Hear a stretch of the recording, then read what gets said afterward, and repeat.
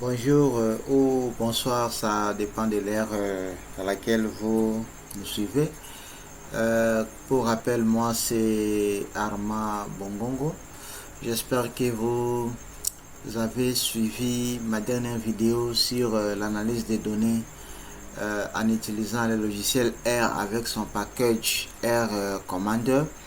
Je devrais nécessairement continuer aujourd'hui avec l'analyse factorielle en utilisant le package Facto Miner et Facto Shiny, mais suite à une forte demande de partout, certains amis m'ont demandé de les aider à faire une vidéo sur l'analyse des performances en utilisant la méthode d'enveloppement des données, la méthode DA.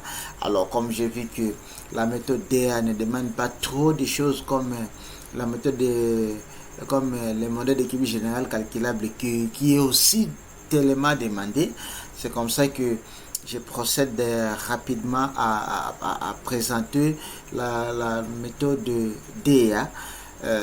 Mais la méthode, le modèle d'équilibre général calculable viendra après, parce que pour enseigner le modèle d'équilibre général calculable, je suis d'abord obligé à faire tout un cours pour montrer comment élaborer la matrice de comptabilité sociale.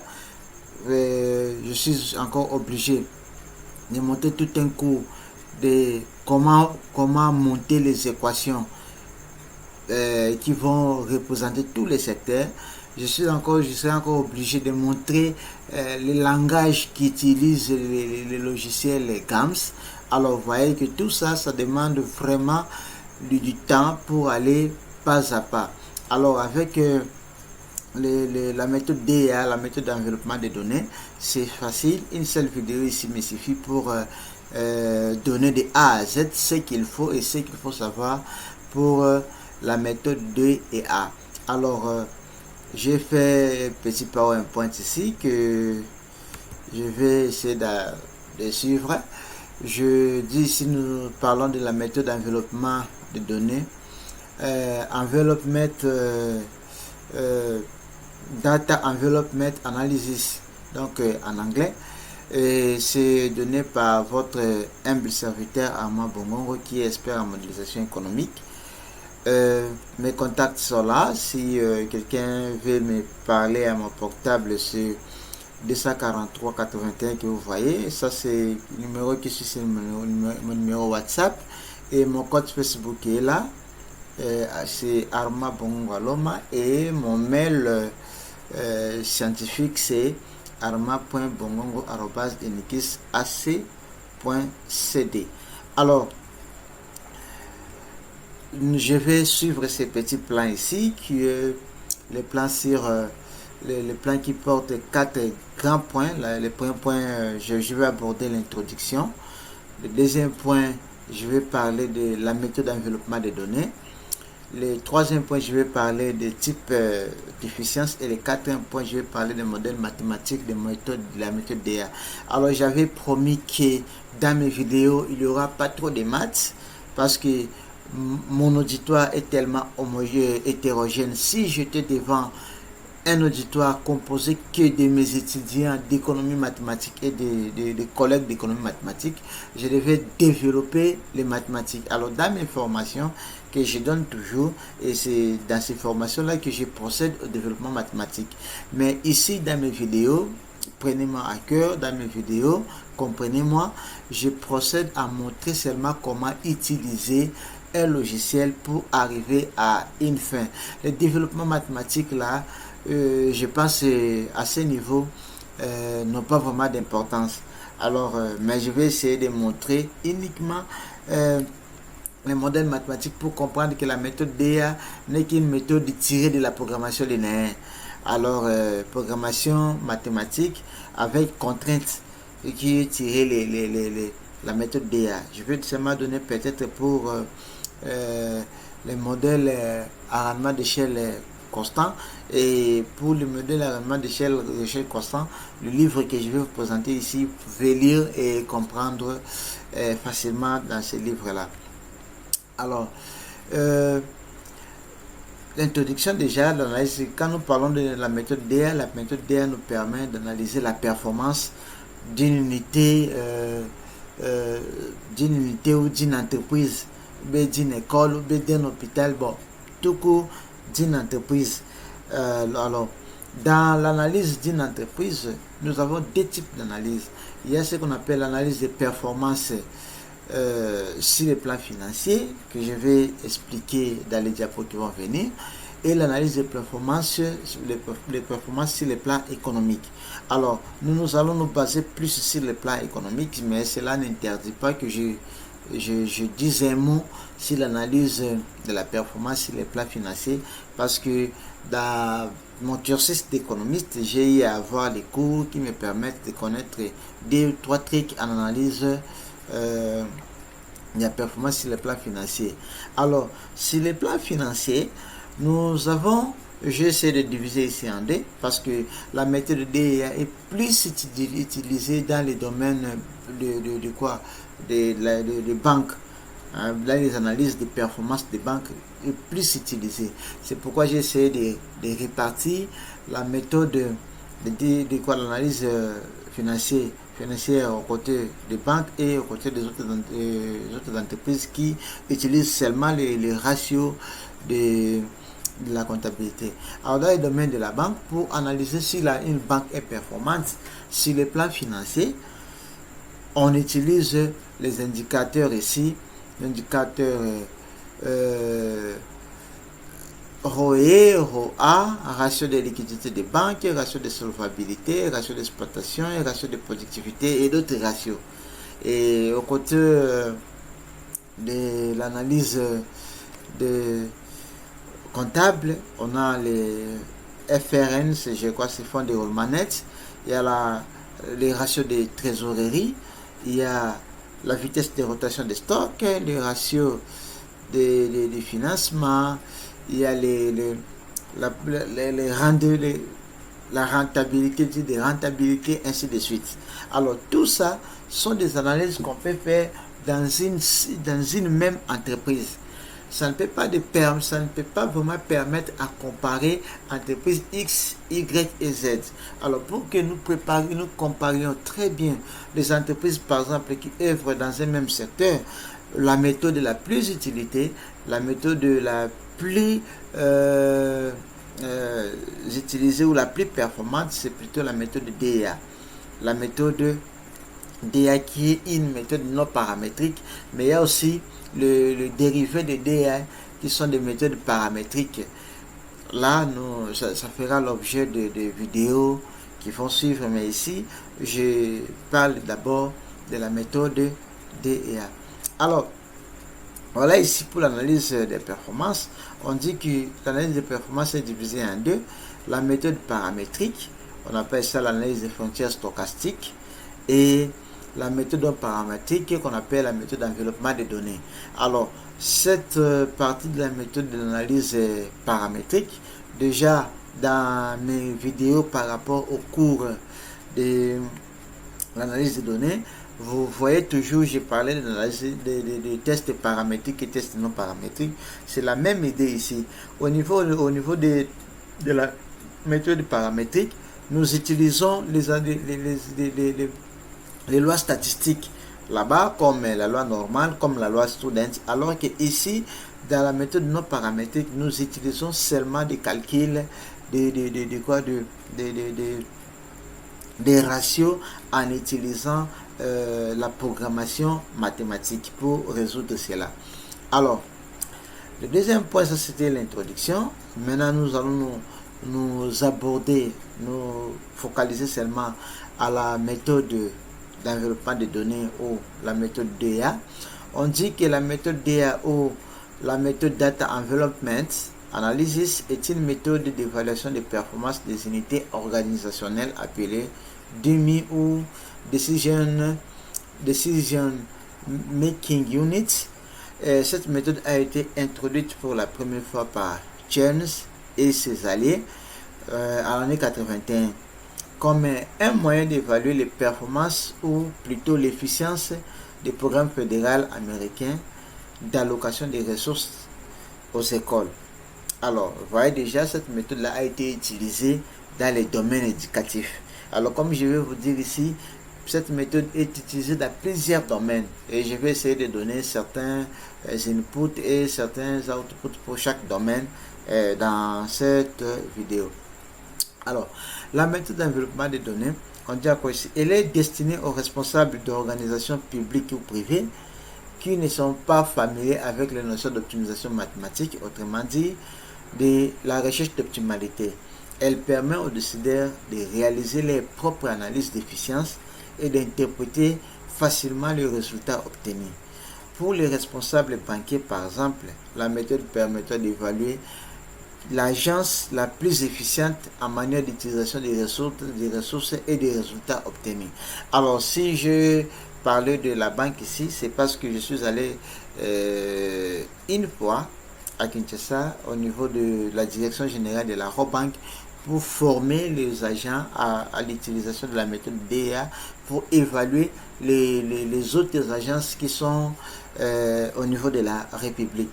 Alors si j'ai eu aussi la joie de faire cette vidéo, uniquement parce que cette méthode est une méthode qui est maintenant utilisée dans beaucoup de travaux, et vous allez voir même, je vais présenter ici des auteurs qui ont recensé depuis une certaine période les travaux qui ont fait appel à la méthode DEA.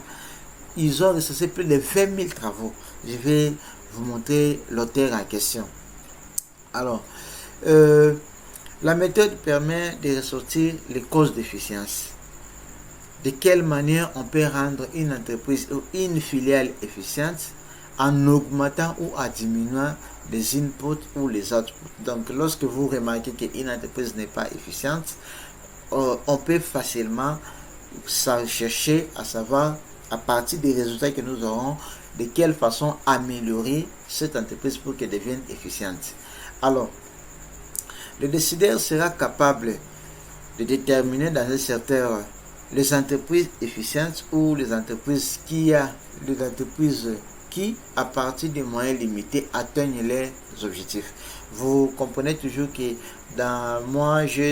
j'avais travaillé dans les secteurs de télécommunications, et dans le secteur des télécommunications, il y a toujours les objectifs assignés pour l'entreprise mère dans la direction générale, et la direction générale essaie de répartir ces objectifs pour chaque représentation, et chaque représentation essaie de répartir dans les sous-représentations.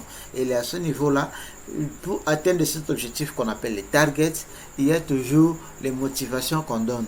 Maintenant, à la fin, on peut maintenant essayer de savoir quelle est cette filiale, ou quel est ce bureau de représentation qui a été efficiente à partir de motivation qu'on avait donné. La méthode DAP facilement le faire, et ça va donner aux dirigeants, aux managers une idée claire s'il faut ajouter le nombre de gens de travailleurs, ou s'il faut réduire, ou il faut ajouter les fonds, ainsi de suite.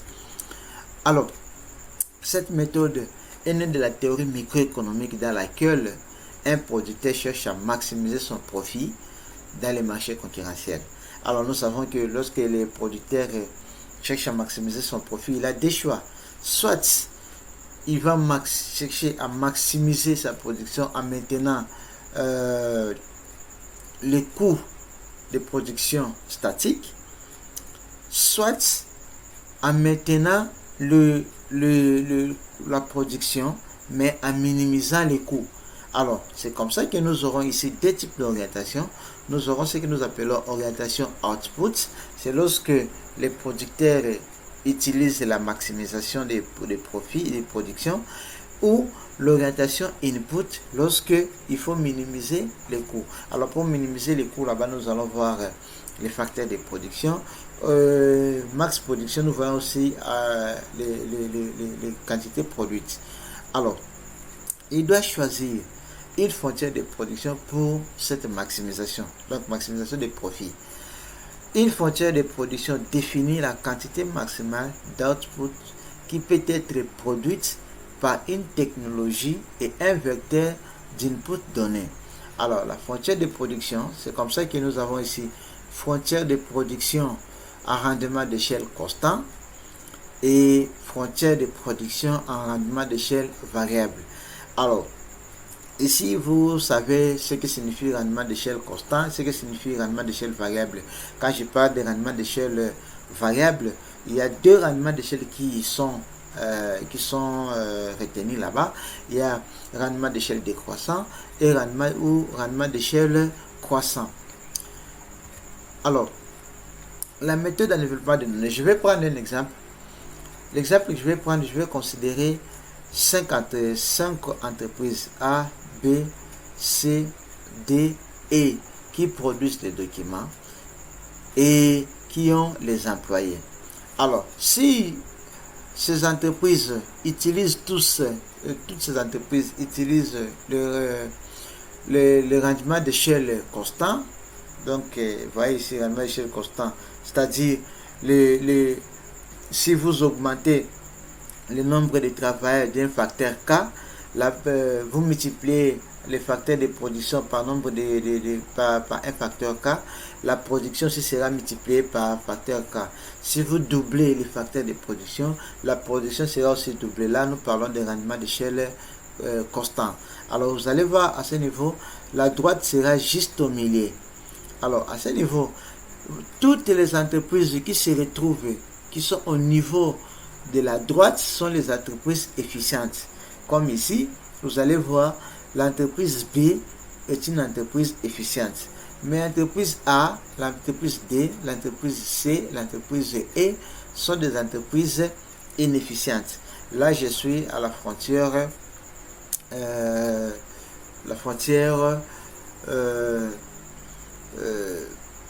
des rendements d'échelle constant.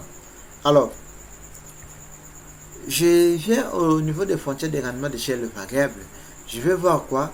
Je vais voir ici, pour ces mêmes entreprises, si je travaille avec les rendements d'échelle variable, je vais voir quoi? Je vais voir que l'entreprise A, qui était non efficiente, elle devient efficiente. Et l'entreprise B, qui était efficiente, reste efficiente. L'entreprise E aussi, qui était non efficiente, devient aussi efficiente. Mais l'entreprise C et D reste non efficiente. Alors, je veux mettre maintenant les deux ensemble pour essayer de voir quoi les projections. Alors là, je mets le rendement d'échelle constant et rendement d'échelle variable ici. Vous voyez voir que l'entreprise B, elle est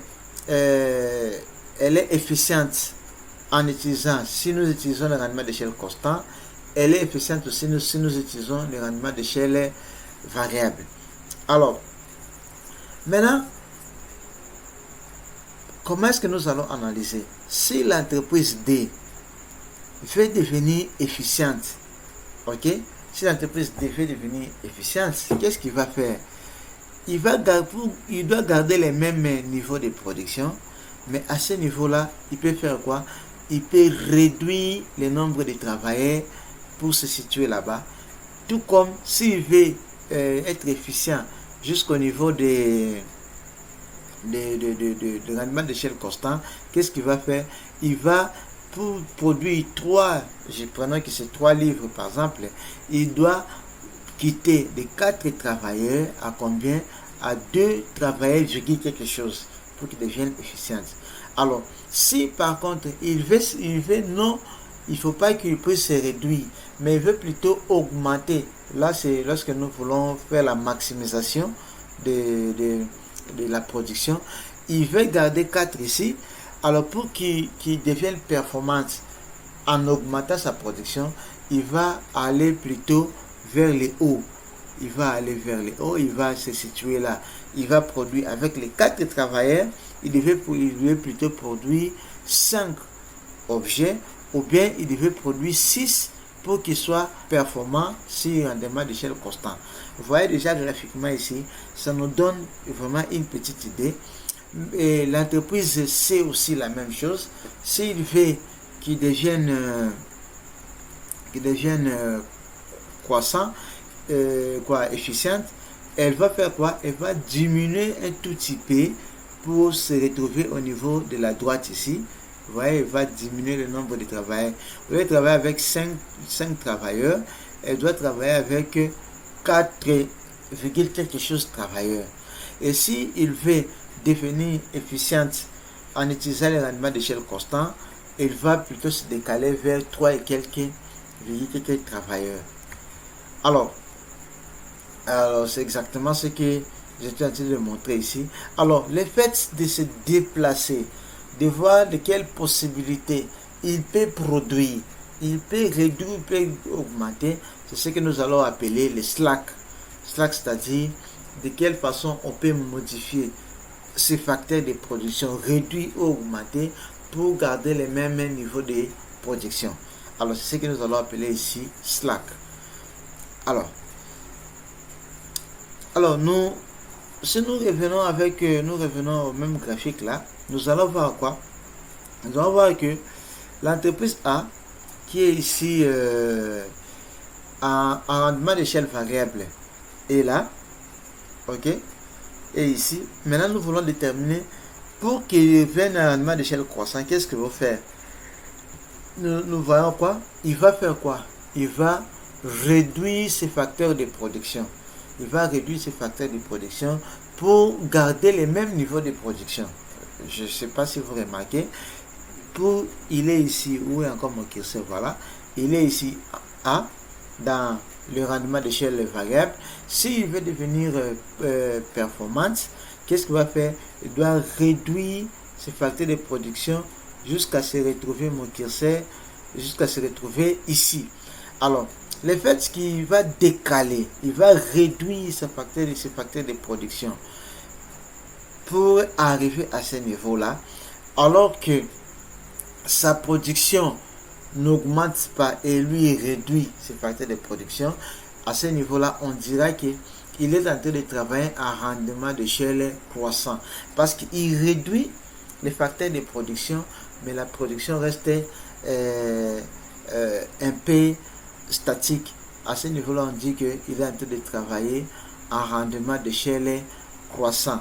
Et vous allez voir vraiment que ce décalage-là, il a quitté de D à 0, à 0, quelque chose travailleur.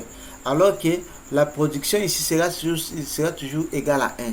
Ou bien la production, vous allez voir que la quantité produite sera supérieure au nombre d'employés. Et à ce niveau-là, on dit qu'il est dans un rendement d'échelle croissant, c'est-à-dire s'il augmente les facteurs de production, la production sera augmentée des facteurs à une valeur supérieure à l'augmentation des facteurs. Alors, si nous prenons aussi D, vous voyez D à combien? Il produisait avec 4, il produisait combien de travail? 3.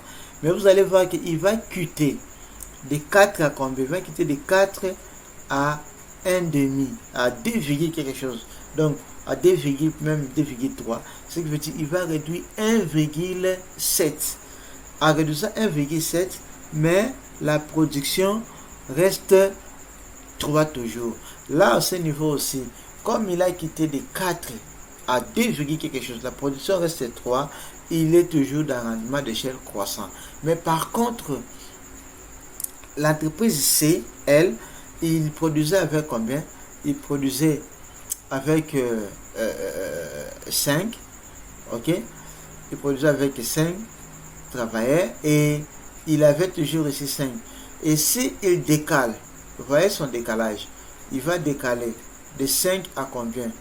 De 5 à 4, ok? Ça sera 1. Et tandis que ici, nous aurons 3, quelque chose. Donc la différence là-bas sera de 1,3, quelque chose comme ça, qui est en gardant le même niveau de production ici, lui va se situer plutôt dans un rendement d'échelle décroissant. Decrease return to scale. Increase return to scale, rendement d'échelle croissant. Decrease return to scale, rendement d'échelle décroissant. Alors, et nous allons parler aussi au troisième point des types d'efficience. On dit la notion d'efficience fait référence à la situation optimale, output maximum pour les niveaux donnés d'input ou input minimum pour les niveaux donnés d'output. En fonction des données disponibles, les différents types d'efficience sont mesurables. On a ici technical efficiency. Les outputs et les inputs sont mesurés en termes physiques. La méthode de DA permet de décomposer l'efficience technique puis l'efficience technique pour refléter ces deux sources d'inefficience, donc la mauvaise gestion et les problèmes de taille. Donc, pour parler d'efficience technique, on va les diviser en deux. Donc, on aura donc ici efficience technique pure qui se rattache au problème de gestion si l'entreprise est mal gérée et l'efficience d'échelle.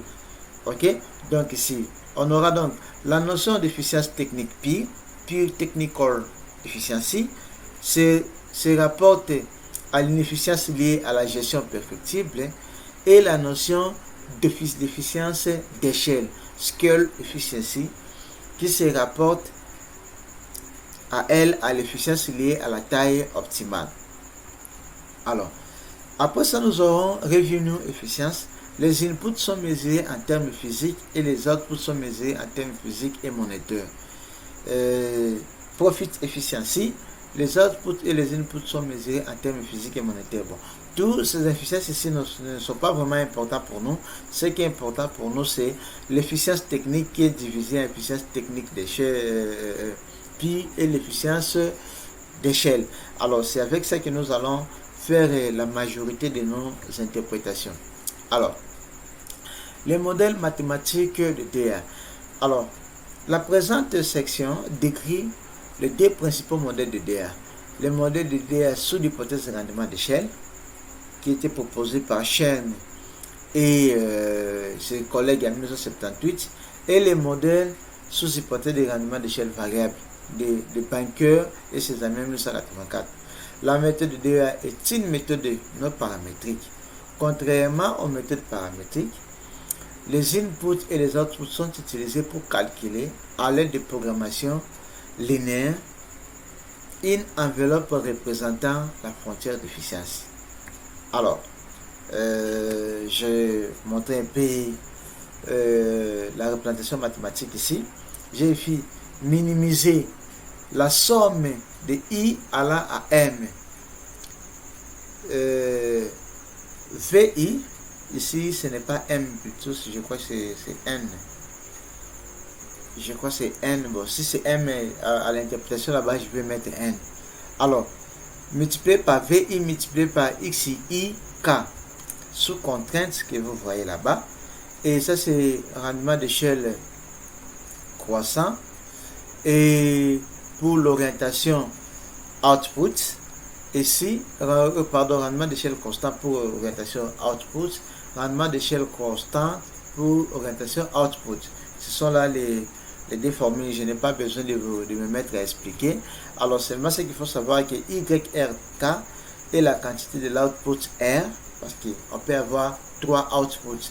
Les biens de la méthode DA, vous pouvez avoir avec 5 facteurs de production, vous cherchez même 3 outputs, 4 outputs, pas de souci. Alors, produit par l'entreprise K.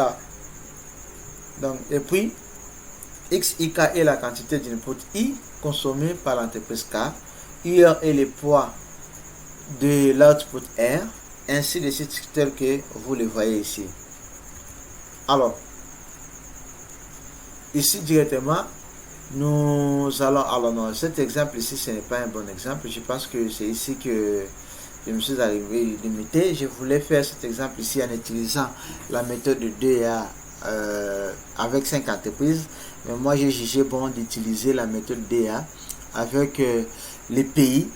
C'est une partie de l'exercice que j'ai fait dans ma thèse, qui est encore en chantier d'ailleurs, que j'ai essayé de mettre à votre disposition, parce que je disais ici que la méthode DA peut être utilisée dans plusieurs domaines, dans la méthode, dans le domaine de la banque, dans les domaines de l'agriculture, dans les domaines de l'éducation, parce que je peux me dire, je peux comparer 5 universités dans la ville de Kisangani.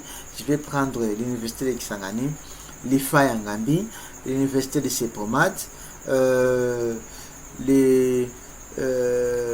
l'Institut supérieur de commerce de l'IEC, et je peux prendre aussi l'ISTEM. Alors à ce niveau là, les inputs, je vais mettre quoi?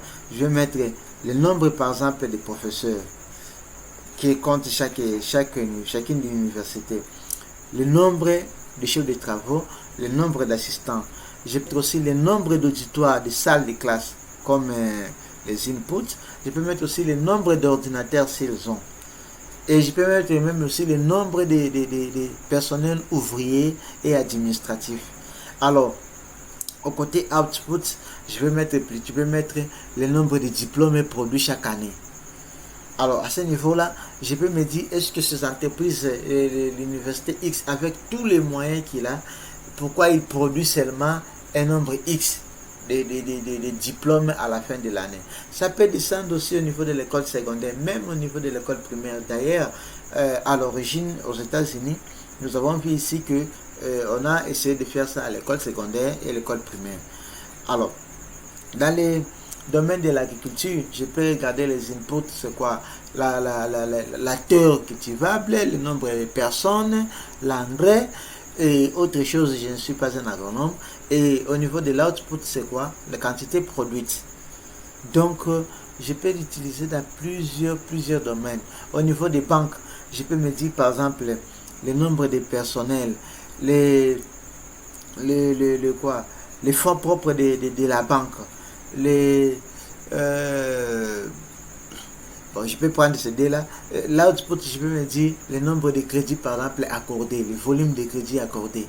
Tout ça, il y a plusieurs façons de pouvoir utiliser cette méthodologie dans beaucoup d'études, dans plusieurs études. D'ailleurs, je vais vous montrer un article comme ça.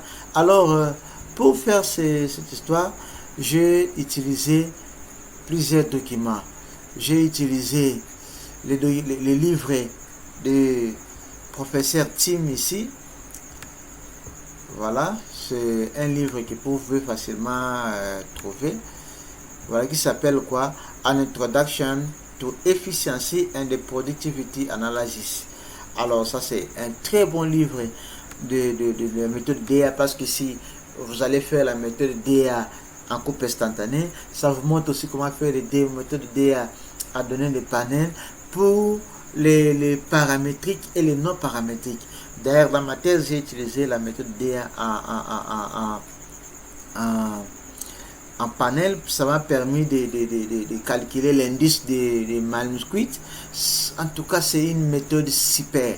Et dans les domaines de croissance aujourd'hui, on les utilise parce que pour mesurer la croissance, on mesure la croissance de trois manières. La première manière, on mesure la croissance en utilisant la croissance aux côtés de PIB, ce qui veut dire des sommes, des revenus, la production réalisée. Ça, c'est la première façon d'analyser la performance économique. Deuxième façon, c'est de réaliser la possibilité de réduire les inégalités. Là aussi, c'est la deuxième façon d'analyser la performance économique d'un pays. La troisième manière d'analyser la performance économique, c'est à travers l'analyse des productivités des facteurs. Alors, si vous voulez analyser la performance économique d'un pays, la croissance des pays à partir des productivités des facteurs, la méthode 2A en panel est vraiment la méthode qu'il vous faut. Alors, vous allez voir que c'est prof Tim Colli. D'ailleurs, le logiciel que j'ai utilisé, c'est lui qui a utilisé l'algorithme DA qui est utilisé par le logiciel WinDep. Donc, vous ne pouvez pas utiliser le logiciel WinDep si vous ne mariez pas le logiciel WinDep que je vais utiliser ici avec l'algorithme DA l'algorithme qui a été monté par professeur Tim Collie et ses collègues. Alors, vous allez remarquer, ces documents ici, vous pouvez facilement les trouver à l'internet. A survey and analysis of the first 14 years of scholarly literature in India. Donc, il a regardé de 1978 à 2016, il a fait une revue de la littérature des travaux qui ont parlé de la méthode DEA. Je vous assure, dans cette période-là, plus de 20 000 travaux publiés dans des revues reconnues ont été réalisés. Je vais vous montrer facilement, vous allez voir. Vous voyez ici, je commence, c'est le premier travail, par exemple, ABRIM, DAS Competition Foster Efficiency, Empirical Evidence of Malaysian Commercial Bank. Ça, c'est dans le domaine des banques.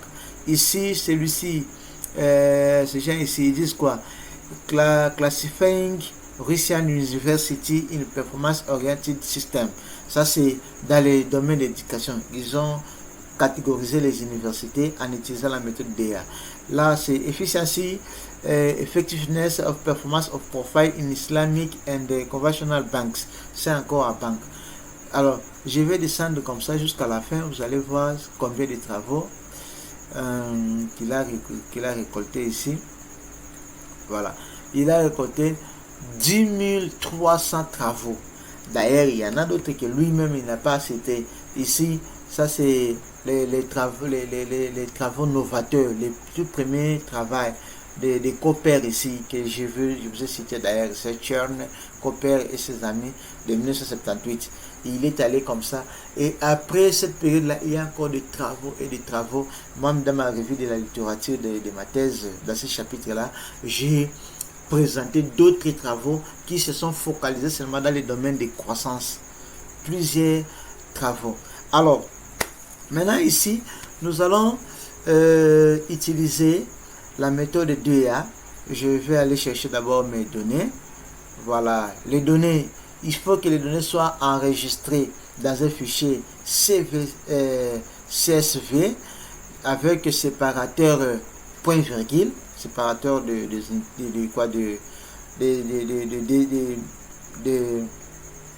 séparateur de champ point virgule avec séparateur de décimale virgule. Alors, si j'ouvre ça, ça va s'ouvrir par défaut comme un fichier Excel. Alors, j'ai ici 5 variables. Dans ces 5 variables, j'ai les PIB qui est mon variable output. Dans les PIB, j'ai le volume d'emploi. Les PIB ici, c'est les PIB orientés output que vous pouvez facilement trouver dans Penworld Table, dans les données de Penworld Table. Et les emplois ici, c'est toujours dans Penworld Table. Ça, c'est capital physique, c'est toujours dans Penworld Table, que vous pouvez seulement taper dans Google Penworld Table. Database Penworld Table, PWT. Vous allez télécharger facilement cette base de données. Alors, ça c'est quoi? Rentabilité tirée des ressources naturelles. Ça c'est au niveau des données de la Banque mondiale. Et la superficie des terres cultivables, ça aussi c'est tiré de la Banque mondiale. Ici j'ai essayé de faire la moyenne de données de 2000 à 2016. Donc si vous téléchargez cette base de données, vous faites des moyennes comme ça, vous allez facilement arriver à cette base de données. J'ai ici combien de pays? J'ai 48 pays. Alors dans des vidéos qui vont suivre, je vais vous montrer comment faire ça maintenant en panel, comment vous pouvez déterminer qu'un pays a connu une croissance de telle période à telle période, comment, je vous dis que c'est vraiment super ça. Alors comment maintenant je vais faire? Je vais ouvrir mon logiciel que vous pouvez facilement télécharger. Je ferme ici. Le logiciel s'appelle Win4 Deep 2. Win4 Deep 2. Alors une fois que vous installez le logiciel Win4 ZIP 2, vous pouvez facilement importer et puis faire les analyses comme nous allons faire. Le logiciel Win4 ZIP 2 est gratuit en ligne. Alors vous allez comprendre ici que je n'ai rien à cacher parce que certaines personnes me disent non, comment tu es tel, tout ce que tu connais. Non, non, la science doit se partager.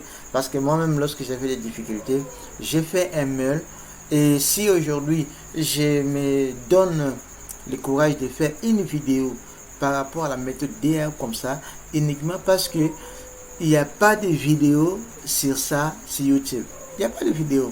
Il n'y a pas de vidéo. Et puis les petites vidéos qui sont là ne sont pas claires. Et les gens font ça rapidement et ils n'expliquent pas vraiment. Mais moi, je vais expliquer point par point comment interpréter même les résultats. Alors, je vais importer les données. Pour importer les données, je vais aller à fichier. Je vais prendre quoi? Importer. Ici. Importer. Alors, je vais localiser là où se trouve ma base de données. Ma base de données, c'est ici. C'est ça, DA, parce que c'est un fichier CVC. Ça ne peut que prendre soit fichier CVC, soit fichier WinDep, soit fichier DA, DAP. Alors, moi, je prends les fichiers. Ici, je clique là-bas. Ici, ouvrir. Alors, en cliquant sur ouvrir,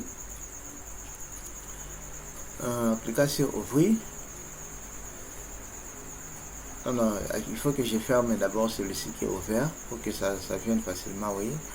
Je recommence. Il ne faut pas que le fichier source soit ouvert. Voilà. Oui.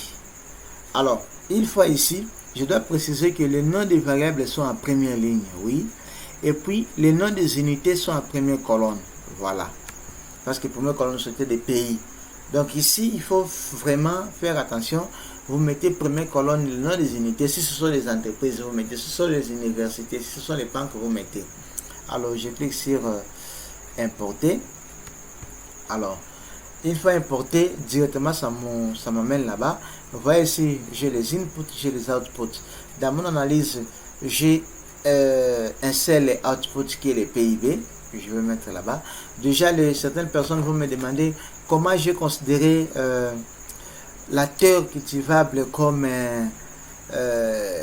les facteurs ici et la rentabilité. Seulement, il faut comprendre que j'ai travaillé avec les pays africains. Certains pays africains ne sont que producteurs, on a que comme richesse la production agricole. C'est la production agricole qui représente plus de 40% de leur PIB. La valeur ajoutée du secteur agricole. Alors à ce niveau-là, directement la terre cultivable est un bon input dans l'analyse. D'autres personnes peuvent me demander pourquoi la rentabilité des ressources naturelles. Les pays comme les nôtres ici, la RDC, notre économie est totalement basée sur l'exportation des matières premières. Il sera très faux si nous faisons une étude sans que nous mettons en place aussi les ressources naturelles. Les pays comme les Guinée équatoriale, pays comme le Congo-Brazza, les pays là sont reposés sur les ressources naturelles. Libye, Nigeria avec pétrole, tout ça, ressources naturelles, d'où c'est un facteur vraiment important. Alors, à ce niveau-là, comme j'ai déjà précisé que j'ai un seul input, si j'avais mes deux outputs, j'allais mettre là-bas, comme j'ai un seul, je clique sur OK. Alors, ce n'est pas encore fini. Jusque-là, qu'est-ce que je vais faire? Je vais préciser les modèles. Pour préciser les modèles, regardez les données. Si je clique ici au niveau des données, je clique là-bas, vous voyez mes données sont là. Alors, je vais cliquer plutôt ici au niveau des modèles pour préciser. Alors ici, moi je vais faire quoi? Je vais faire mon étude avec orientation output. Pourquoi? Parce que je veux que ma production soit plutôt grande. Ok? Et à ce niveau-là, je vais plutôt réaliser le rendement d'échelle ici. Vous voyez ici, rendement d'échelle, je vais prendre plutôt constant. Alors, ici, on vous propose plusieurs algorithmes de calcul. Moi, je vais prendre analyse envelopement data et avec plusieurs étapes. Hein? Pas seulement une étape et deux étapes. Moi, je vais prendre plusieurs étapes. Et vous voyez ici, si vous faites travailler avec données des panels, j'allais prendre ici de me calculer l'indicateur de Malmquist. Alors comme ce n'est pas donné de panel, je reste comme ça. Alors les rapports, j'ai besoin des rapports complets, ok. Et les calculs sont faits automatiques, oui. Et je laisse ici comme ça. Et ce qui est maintenant, je clique là. Alors, comme j'avais utilisé l'algorithme de professeur Tim, vous voyez ici, vous voyez là, c'est by Tim Equally. Vous voyez, c'est Tim que j'avais montré son nom ici. Vous voyez, Tim Equally. Donc, je ne fais pas la faible à peu près. J'ai biché ces documents. J'ai compris, j'ai lu ces documents qui a 277 pages. Je lis ce qu'il fallait pour comprendre comment faire cette analyse en utilisant son algorithme. Et à partir de cette analyse, parce que regardez ici, si vous voyez même au niveau des plans, vous allez voir, on présente tout ici. Vous voyez ici, Productivity Measure Using Efficiency Measure Method. Là, c'est, vous voyez ici, ça c'est l'indice de Malmquist, ça c'est pour les données des panels. Et ça c'est quoi? Le point 10. Et de l'autre côté, vous voyez là-bas, Efficiency Measure Using Data Environment Analysis. Là c'est rendement d'échelle avec rendement d'échelle constant, avec rendement d'échelle croissant. Si vous regardez dans les documents, vous allez tout trouver. Tout ce que je suis en train de dire ici, ça ne vient pas de moi, ça vient des documents. Et tout ça, ça vient de ces documents-là. Alors, maintenant, ce que je vais faire, c'est interpréter les résultats. Alors, comme le rapport est sorti là, donc mon analyse a été bien faite. Alors, je vais fermer seulement. J'essaie un peu d'agrandir mon logiciel et je clique ici au niveau, vous voyez là, je clique sur rapport. Vous voyez ici, je clique sur rapport. Alors, en cliquant sur rapport, si vous voyez ici, ça c'est la colonne ici est représentée par rendement, par quoi? Par efficacité, par efficience technique pire, et ici c'est efficience technique d'échelle, ok. Et au niveau des, ici c'est rendement d'échelle constante ici. Alors ça c'est DRS, c'est-à-dire Decrease Return to Scale, c'est-à-dire l'entreprise qui utilise, le pays qui a utilisé les rendements d'échelle décroissant. Là le rendement d'échelle croissant. Et le pays qui est efficient, vous voyez par exemple ici Algérie et Égypte. C'est très parce que ils sont efficients, ces pays-là. Alors, je ne vais pas quand même tout interpréter. Je vais interpréter les points importants. Alors, je ne vais pas interpréter ici. Je vais interpréter pays par pays, car là, on a donné pays par pays. Je descends ici. Tout ça, tous ces éléments-là, on va les regrouper dans pays par pays. Voilà, c'est ici. Voilà. Ici, on va essayer du firm by firm, résultat que pays par pays. Je commence avec quoi? Avec l'Angola.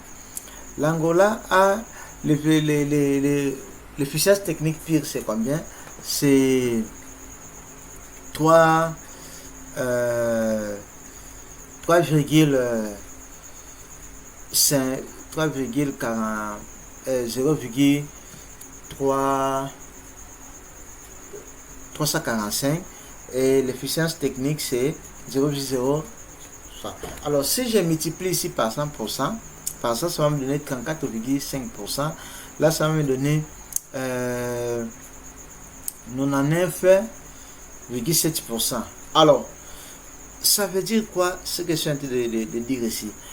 Comme tellement que j'ai pris l'orientation output, c'est-à-dire comment je pouvais minimiser les facteurs pour augmenter la production. Alors ça va me dire quoi ici? Ça va me dire ici que l'Angola devrait quoi? Avec ces mêmes facteurs là, ok, avec ces mêmes facteurs là, il devait non seulement avoir un PIB de 114 milliards, ok, c'est 114 milliards ou 114 millions, je ne sais pas encore les unités que j'avais Je crois que 114 milliards parce que c'était en millions. Mais il devait plutôt, avec le même facteur de production là, il devait plutôt produire 332 milliards. Ok, il devait plutôt produire 332 milliards. Alors, mais comme il a produit ici, il est inefficient. Ok, il est inefficient. S'il était efficient, c'est-à-dire il a utilisé, regardez ici, c'est si je fais 100 moins 4,5, c'est combien? 100 moins 4,5, c'est 100 moins 4,5, c'est 65,5. Ok, il a utilisé plus de 65,5% des inputs pour rien, pour produire uniquement ce qu'il a ici. Ok, autrement dit, s'il veut garder ce même niveau de production ici, il doit réduire ses facteurs de production de combien? De 64,5%, de 65,5%. Autrement dit, Angola, pour cette période-là, est mal gérée. L'Angola connaît une très mauvaise gestion parce qu'ils ont beaucoup de facteurs de production, mais ils produisent peu. Ils devraient produire au-delà de ce qu'ils sont en train de produire ici avec ces facteurs de production-là. Alors, s'ils veulent maintenir ces facteurs de production, ils doivent réduire à 65,5% les productions. Si vous voyez, ils sont en train d'utiliser quoi? Ils sont en train d'utiliser un rendement d'échelle décroissant. Donc, ils doivent réduire leur quoi. Alors, et non seulement ils souffrent de mauvaise gestion, ils souffrent aussi des problèmes de taille. Ici, on va parler de la taille petite de l'État, ils n'ont pas atteint la taille de l'État. Alors, si l'Angola veut devenir efficiente, veut devenir performante, l'Angola va voir ici les pères. Angola va faire quoi? L'Angola doit imiter les pays ici. Il doit imiter la manière de faire de quoi? De Gabon. L'Angola doit imiter la manière de faire de Guinée équatoriale. Le Gabon doit imiter la manière de faire d'Égypte et d'Algérie. Ce sont les pays qui ont presque les mêmes facteurs de production, mais ces pays-là ont produit plus à ce niveau-là. Surtout, l'Angola doit imiter les deux pays ici, l'Égypte et la Guinée équatoriale, va copier leur façon de faire. Si l'Angola veut vraiment veut vraiment bien travailler. Et en plus, si nous voyons les slacks ici, et on nous dit quoi? On nous dit que l'Angola, il dépense trop dans sa production les bénéfices tirés des ressources naturelles. Vous voyez, c'est ça, c'est rentabilité. Vous voyez, tirés des ressources naturelles. Au lieu de 34 milliards là, il doit réduire 9 milliards. Il va économiser 9 milliards pour faire autre chose avec, au lieu de les mettre dans les processus de production. Ok? Nous prenons le deuxième pays. Le deuxième pays, c'est quoi? Le deuxième pays, c'est Burundi. Alors, Burundi aussi, comme je vais pour toujours l'orientation output, Burundi va faire quoi? Burundi, Burundi souffre des problèmes de mégestion et les problèmes de quoi? D'efficience, le problème de la taille.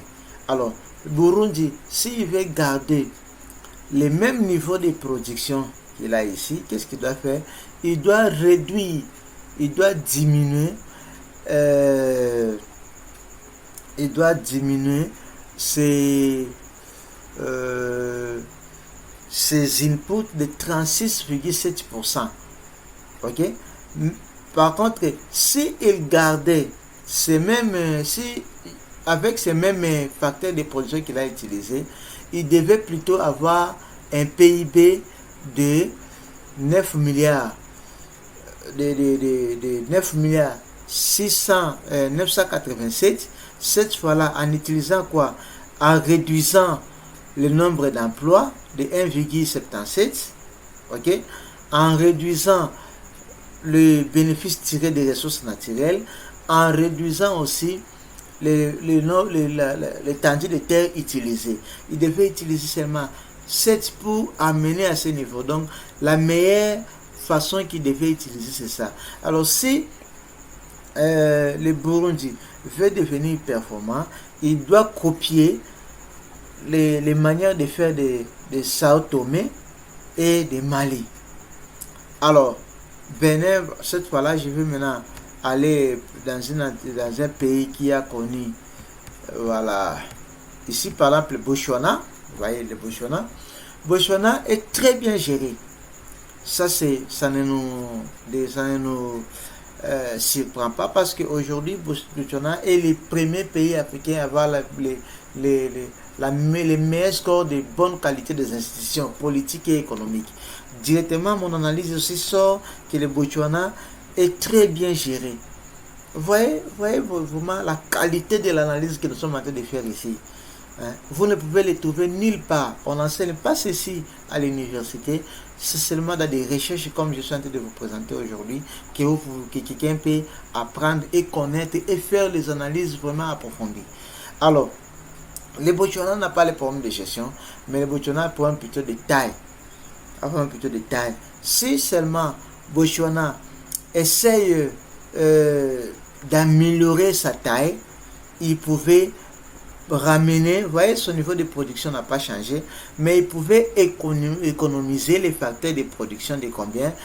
En moins 83,7, ça fait, il va 83,5, il va économiser de 16,5% des facteurs de production qu'il a utilisés, ok, pour garder les mêmes niveaux de production. Vous voyez qu'ici, Botswana n'a pas un pays à imiter la manière de faire.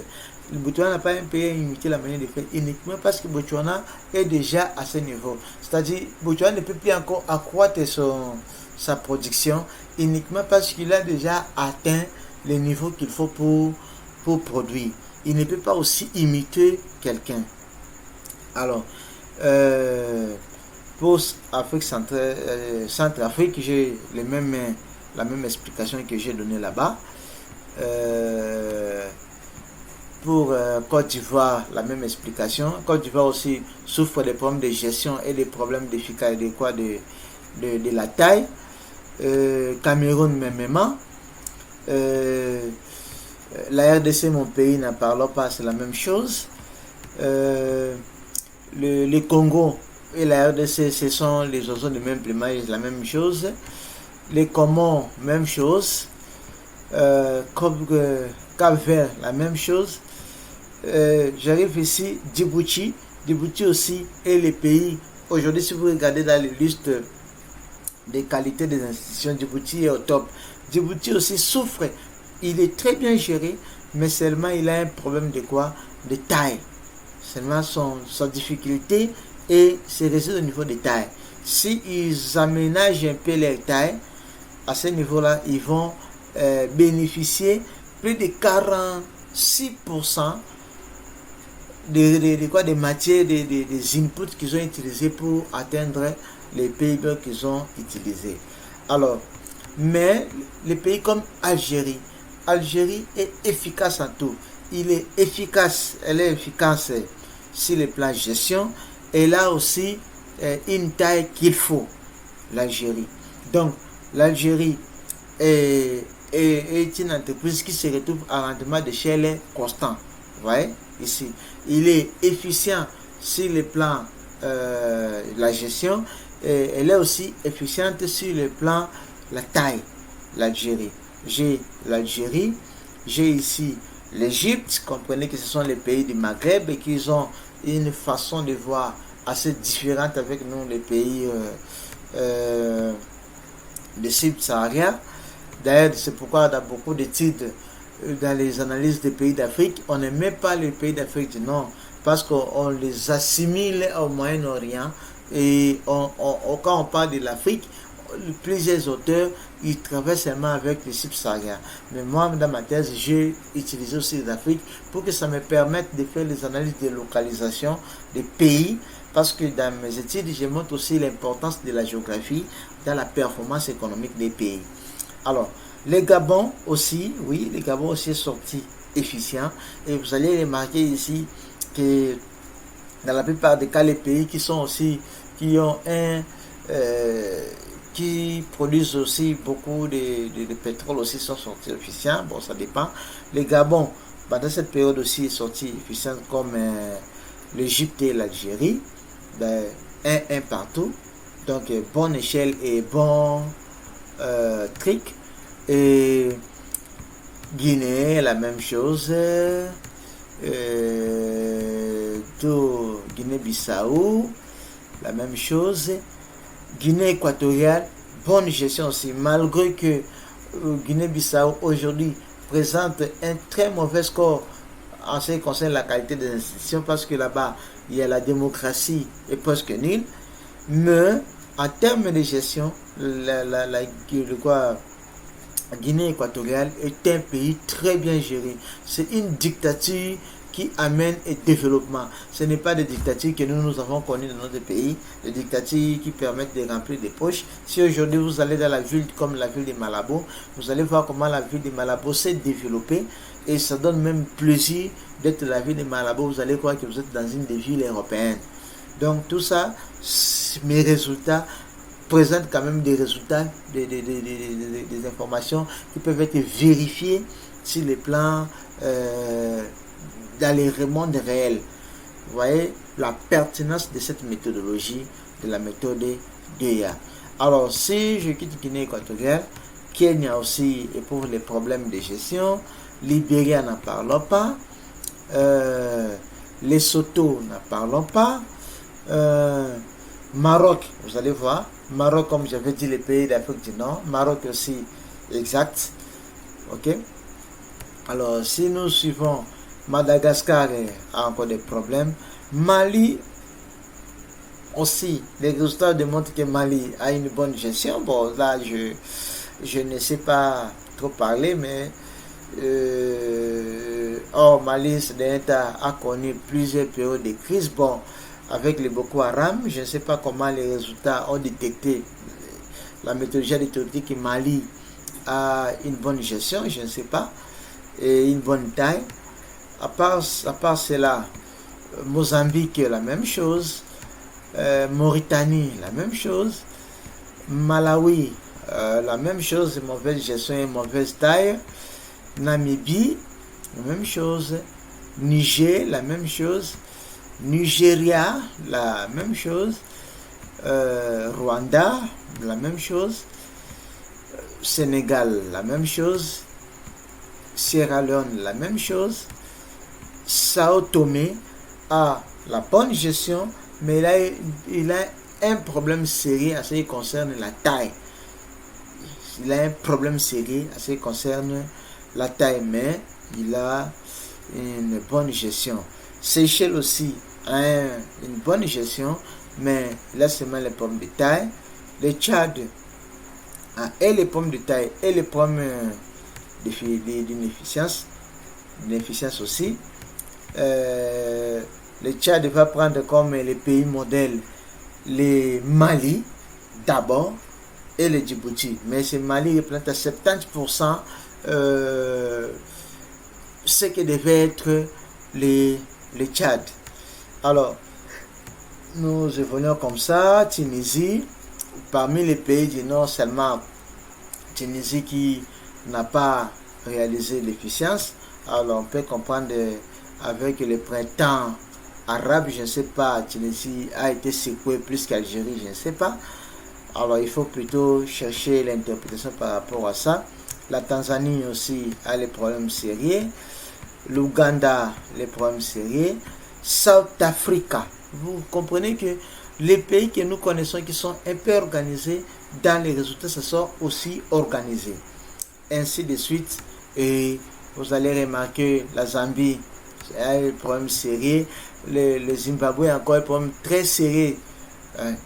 Alors, déjà je suis à la fin de cette vidéo. Je vous remercie pour avoir